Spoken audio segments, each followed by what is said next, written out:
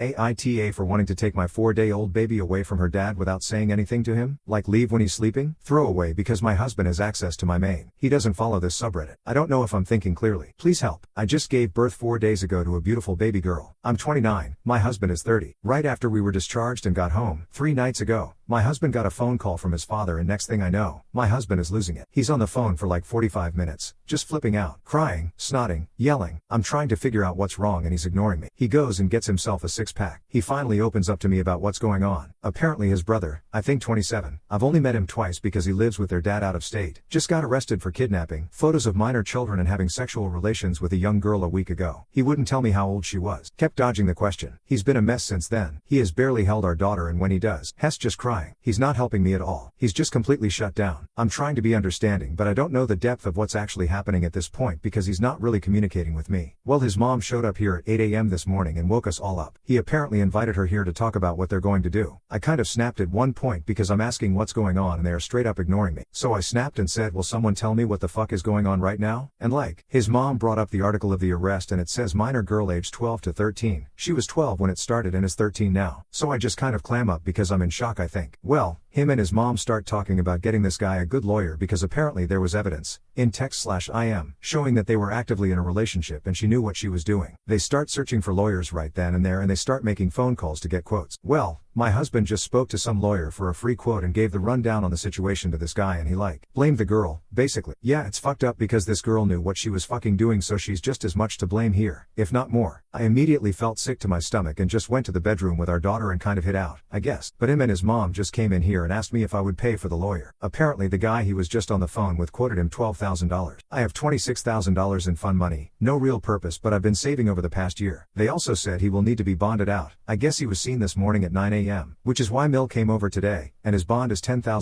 $100,000 technically but I guess you only have to pay 10%. I'm so confused. This is just what they are telling me. I think there was a longer process. This is all happening so fast. I don't want to pay for a lawyer. I don't want to pay this guy's bond. I don't want to be around my husband, who is blaming the girl. I don't want to be around him when he's an emotional train wreck and having no help with our daughter because he's so fucked in the head right now. I don't know if I should wait it out and give him a chance to think more clearly before I jump ship and run for the hills. But everything in my body right now is screaming at me to run. I told him I didn't want to pay for the lawyer or bond. He said he understood and I think he's trying to guilt me because every time I leave a room, he follows 5 minutes later bawling his eyes out, on the phone with someone saying he's never going to see his brother again and trying to figure out how he's going to come up with Ray money. I need to figure something out. He needs that lawyer and I don't have the money, or taking tissues from the bathroom and standing in the living room where I am to blow his nose super loud. It feels manipulative. AITA for wanting to run, without telling him, and take the baby? I don't know what to do here. ETA, if you don't believe this just please move along. I'm looking for help, not someone saying how fake they think this is because men don't cry over their brothers being locked up. He has been crying and flipping out since it happened. Keeps saying he's going to get killed in prison or that he never should have allowed his brother to leave state because none of this would have happened. He's even been watching videos on prison fights and how inmates make weapons because clearly not in the right head and thinks he needs to warn his brother on how to protect himself. ETA again, the money I have is cash and I have it on my body, in my robe in the zipper. As for why he's protecting his brother, not to make excuses here, I think it's survivor's guilt. His brother was abused as a kid and my husband watched it happen but